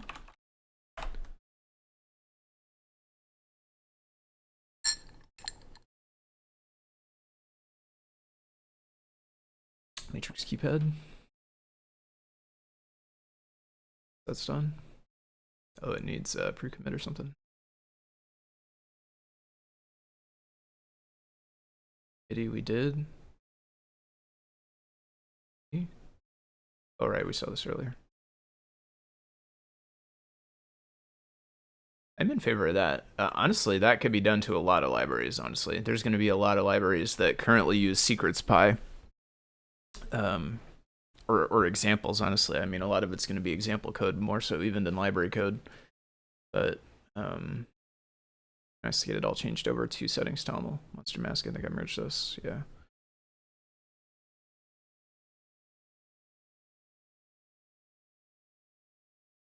Pixel spy. Wait, let's read that. Pipe annotations, my pi, optional, updated docstring pixel order to provide more details. Sounds good to me. All right, so we have, these have changed orders a bit. We have our try block. It's kind of the way it's showing, it's weird. It cut this out of the middle, but like it's actually down below here. This is fine. Bus.io spy typing would be the first one. So that's all good. Those are strings for the variables. Pixel order. Used to just say set the pixel color channel order. GRBW is by default. Now it also says can be a string or tuple of integers with values between 0 and 3.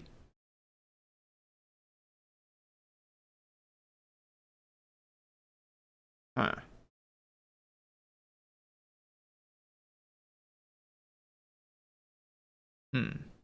Okay. I don't know what the tuple one would be. I don't think I've ever seen that before. Every time I see a pixel order passed to a thing, it's like one of these. It's like a string with RGB or sometimes W if it has white also. But I guess there must be some other notation. There must be a notation I'm not familiar with, I guess. Spy, that one's bus.io.spy, right? Yep. In for int, that's the number of pixels. Shows these as deleted, but they're actually not deleted. They're just here now. BPP, that's like bytes per pixel. That's an int for 3. Brightness is a float. Yep. Auto write Boolean. Yep. Pixel order. Optional. So that's what they mentioned up there was either string or the tuples. Then optional, obviously, because it's none by default. Frequency, int, time. Oh, that's an interesting thing. Okay. What is that about? Weird. Didn't change though, so like it's not part of the PR. Int for that, it's just represented with binary.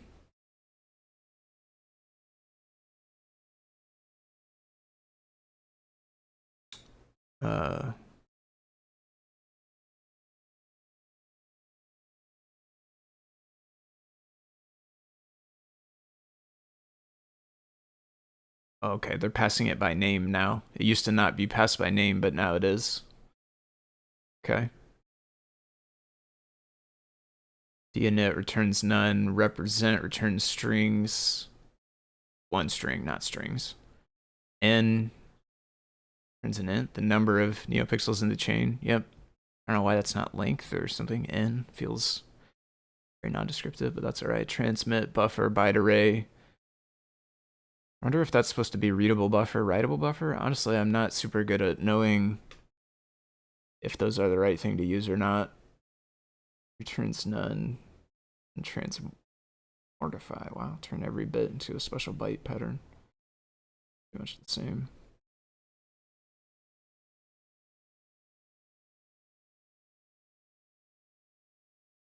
Okay. I mean, that would be the only bit I'm unsure about, I guess, right? Like, as long as that's true, then this looks good. Pixel order, where would we see more? Maybe if we look NeoPixel, maybe we could find something.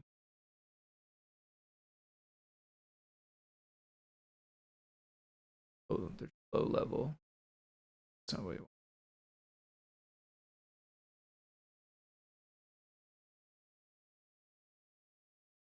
It's like NeoPixel.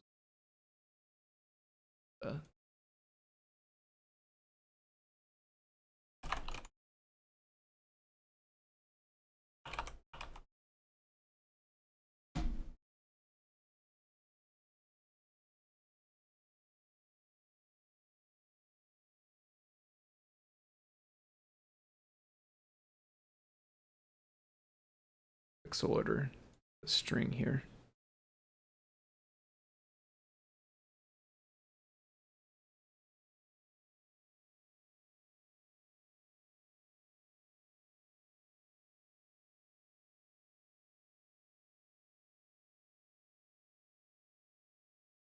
What does it do with it?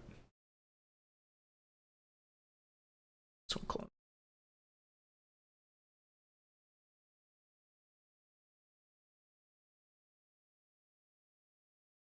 Oh. Dash origin Adafruit.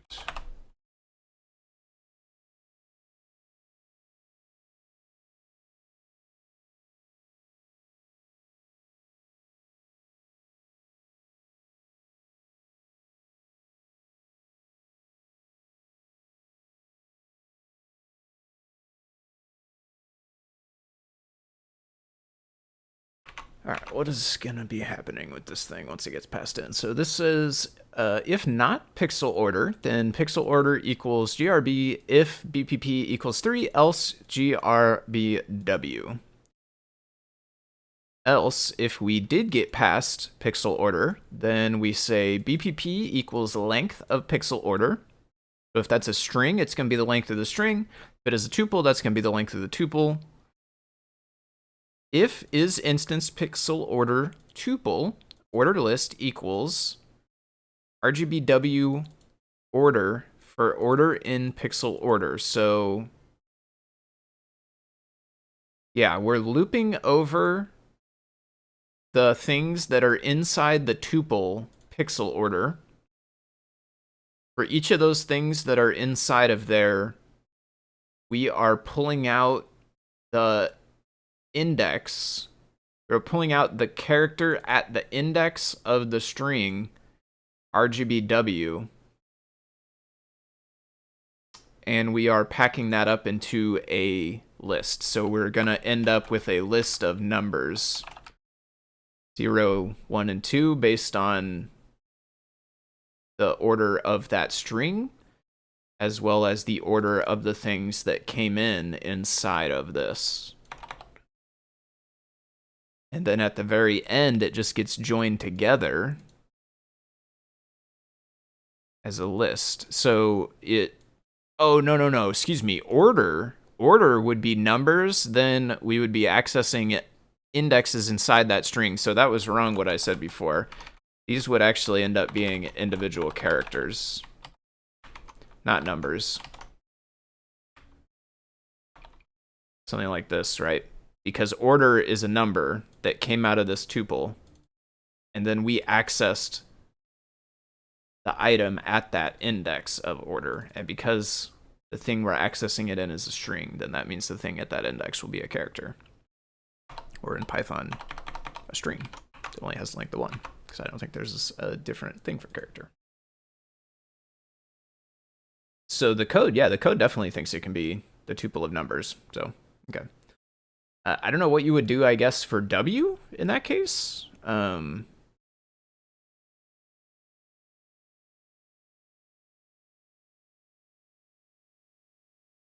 Oh, well, 0 through 3, that would cover. Yeah, no, that would cover W, because it's 0 based.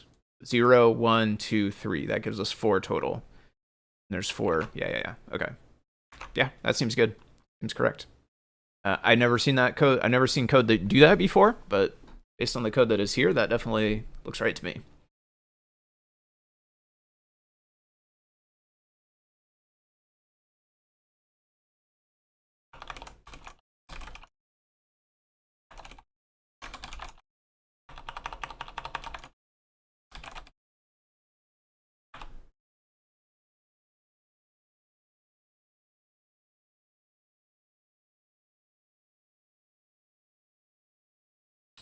That, and then we can make a release, and then I think we're going to be packing it up after that. While I do that, I will mention, if you enjoy this kind of content or CircuitPython content in general, you can catch more of it on Saturdays at 10 a.m. Central Time. That is tomorrow morning at 10 a.m. Central Time. I will be back. I will be streaming again. I'll be working on CircuitPython stuff. I will be over on my own channel instead of the Adafruit channel. I will put links in the live broadcast chat before, like right when I'm getting started. So you can always head to that same Discord that we're in now, and a link will pop up in there. Oh. I accidentally pressed enter. And it's submitted.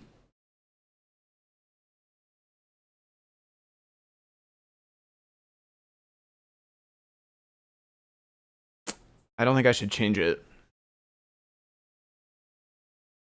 Obviously, I meant to put a title, and then usually I will put a sentence in here as well. And if we edit it, we can do that, but I'm pretty sure if I save it, it might cause it to do something weird with the actions. I don't want to do it. I think it doesn't. I think if you save it again, the actions can mess it up. So our choices are leave it as is or make another new release.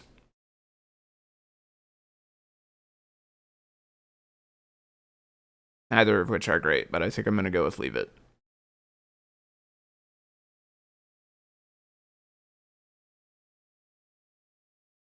Yeah, fat fingered the enter. Got to be more careful. Anyway, what I was going on about while I was busy fat fingering that is tomorrow morning, 10 a.m. Central Time, I'll be back. I'll be over on the Foamy Guy channel. We'll be working on some more CircuitPython stuff.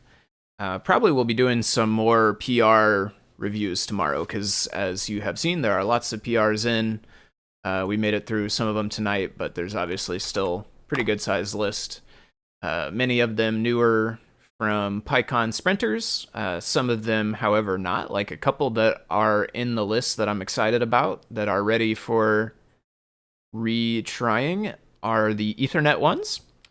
If anybody has watched this stream before, one of the things that I've come back to a few times is this Ethernet library PR. This one's ready to go again for some more testing, so I'll be back doing some more network Ethernet testing on that.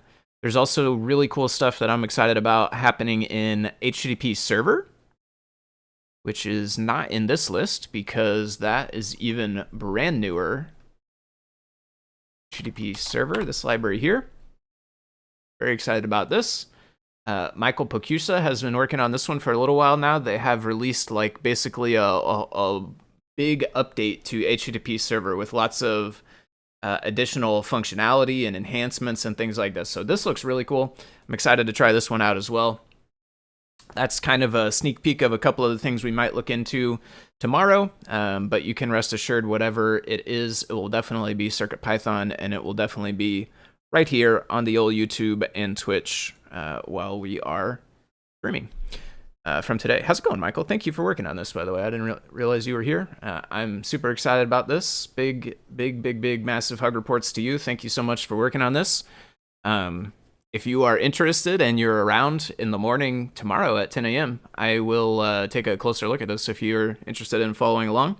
Either way, I'll leave comments or whatever. If I find stuff or anything like that, I'll leave comments there so you can always just see them that way as well. But Thank you so much for working on that. This is awesome. Thank you to everybody for watching. I will, like I said, I'll be back at 10 a.m. Central tomorrow. I hope you all have a good night. Enjoy the rest of your evening. 10 a.m. Central Time. Yeah, U.S. Central Time. So,